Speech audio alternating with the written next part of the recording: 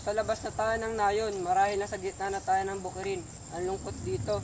Nasa gitna nga tayo ng bukirin. Kapag nasa kapatagan ako, parang lumalawak ang aking puso at gumagaan ang pakiramdam ko. Gaya nga ng sabi mo, kasaya-saya magbiyahe. Makinig ka.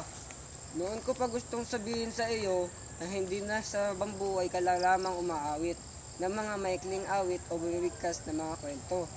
Bakit di mo insayuin ang labanan sa Heike, ang pamusong epiko? Gusto ko sana hingi ng tulong mo tungkol dyan. Maswerte na nga lang at ikaw mismo ang nagbukas tungkol dyan. Kung may tuturo mo sa akin yan, tatanawin ko ito bilang utang na loob. Ituturo ko sa iyo kung ganoon. Wala rin naman tao sa paligid, bibigkasin ko sa iyo ang unang berso. Sadyang kay buti mo o sige makikinig ako. Kagila-gilalas talagang epikong yan. Nagagalak akong marinig. Halika't pumunta pa tayo sa layo-layo pa. Sumunod ka sa akin. Sige lang, sumusunod ako.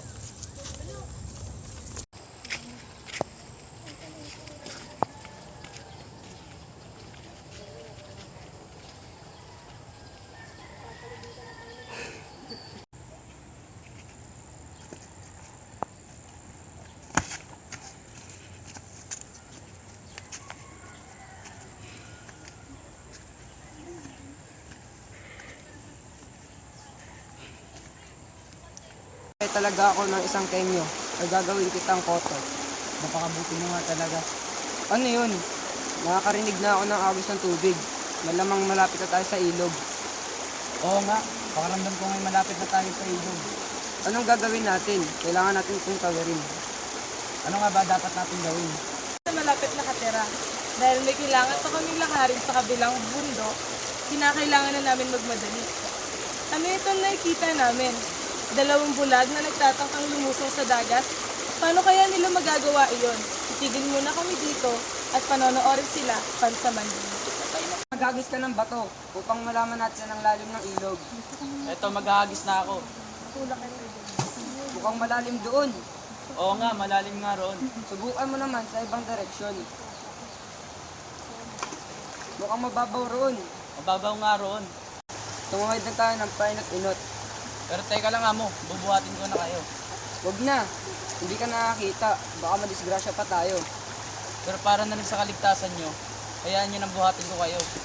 Sige na nga, kung mapilit ka. Pero kailangan muna natin maganda. Salamat amo. Buhatin na kita. Mautak talaga ang mga bulag na to. Sinusukat nila ang lalim ng ilog sa pamamagitan ng paghagis ng bato. Maswerte akong tao.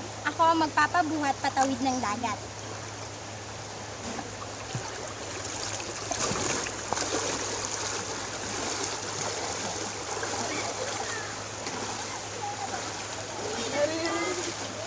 Inaasahang swerte ito. Tuwang-tuwa ako.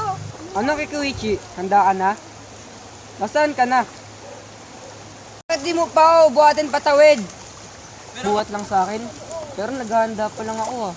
Ang baliw na yun, tumawid mag-isa. Kailan pa kayo nakatawid mula dito amo? Ano na to? Iniwan ako dito mag-isa. Buhatin mo na nga ako. Ano ba yan? Ano nga, bubuhatin na nga kita.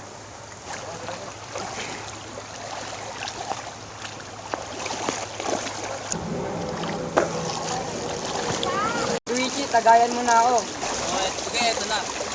Boy, swerte natin. Oo, ako ang unang iinom.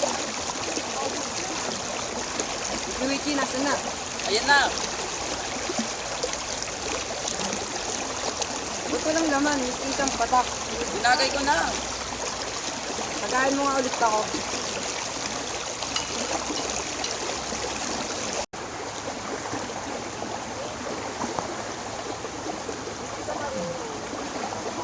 Kikuichi, nasa na?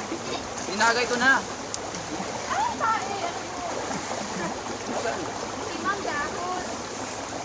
Ba't wala pa rin miski isang patak? Baliw ka na ata. Binagay ko na. Tagayan mo nga ulit ako.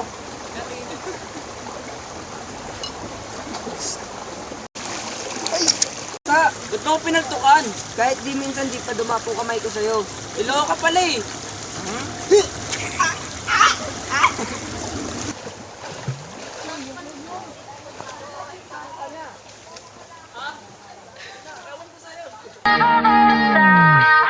Di ba't sabi sabi mo, napaka-onyx ko.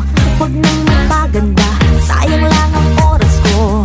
Sa kapal ng kilay pwedeng hide out, sa itim ng balat yari pag nag-brown out. Lumipas ang ilang taon, humanda kang umanda. Pag nakita mo ako ngayon, malapinos ang ganda. Ako'y sabi mo noon, ambisyosa. Anong masasay? Habay na habay, di na ako malay, hindi na ako tsaka face. Ako'y Diyosa. Di ba't sabi mo